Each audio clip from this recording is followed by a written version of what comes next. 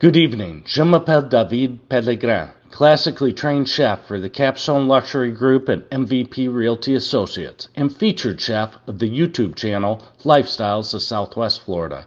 Today I will be demonstrating and preparing the classic dish, Chicken Cordon Bleu, served with creamy mashed potatoes, roasted green beans, finished with the Dijon garlic cream sauce.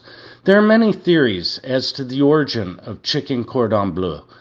What we do know for a fact is the term cordon bleu translates to blue ribbon and has its roots in the Special Order of the French Knights.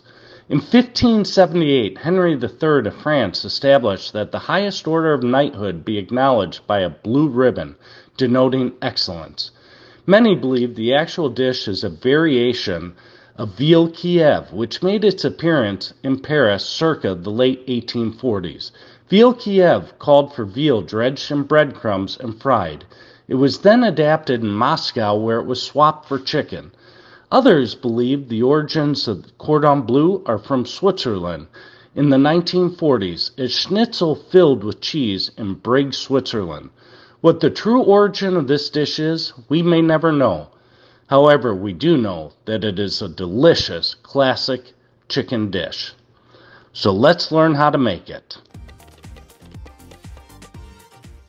First things first, everyone who cooks needs to know this basic French term, mise en place, which means literally to have things in place.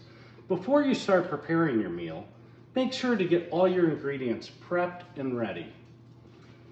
So we have our tenderized, pounded out chicken cutlet. I'm going to take a little Grey Poupon.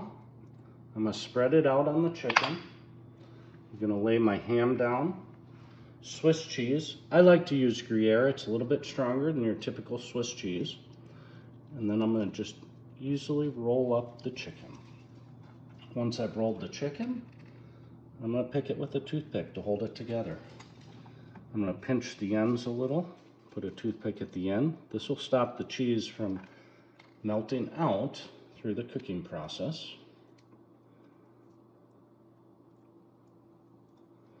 And then I'm going to use standard breading procedure. Anytime you're breading food to fry, shallow pan fry, or bake, it's best to use standard breading procedure, which is flour, egg wash, and breadcrumbs. I'm going to quickly just roll and dust my chicken in the flour. Then I'm going to dredge it in the egg wash. And always keep one wet hand, one dry hand. Then I'm going to place it in the breadcrumbs, sprinkle the breadcrumbs on. Voila! Our chicken cordon bleu is ready for the fryer or the oven. Okay, my chicken cordon bleu looks like it's about done. The cheese is starting to ooze out a little bit. I've had it in the oven at 375 for about 20 minutes. Now I'm going to pull it out, let it rest a little bit, and then I'll cut it. You do want to make sure your chicken reaches an internal temperature of 165 degrees. Okay, next I'm going to do the roasted green beans. For those of you who don't know the difference between roasting and baking, the primary difference is when you roast, the items you're cooking are elevated. So you use a little rack like this. It allows the air to get all the way around the ingredient that you're cooking. I have a little mixture of EVOO, extra virgin olive oil, butter, a little garlic, salt and pepper, Italian seasoning. I'm going to just pour that in there. Just toss it around. Sprinkle my green beans out, and they'll go in the oven at 375. Okay, now I'm going to make a quick little sauce for the cordon bleu. Traditionally, people use hollandaise, but I'm going to save an easy recipe for hollandaise when I make my famous prosciutto Florentine eggs Benedict. I'm going to start with a little olive oil. It's important when you're doing this. Slide it around the pan. Get it a little warm. And I'm going to put in some garlic. I'm going to quick pan roast the garlic. You got to be careful here because you don't want it to burn.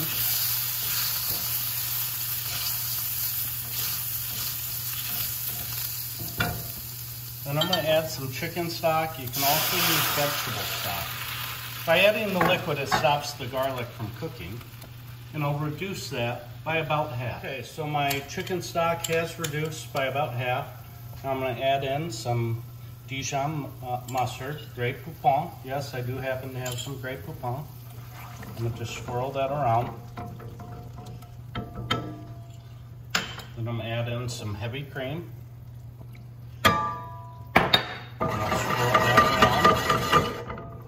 Now, if you want to speed up the thickening process, you can add a cornstarch slurry.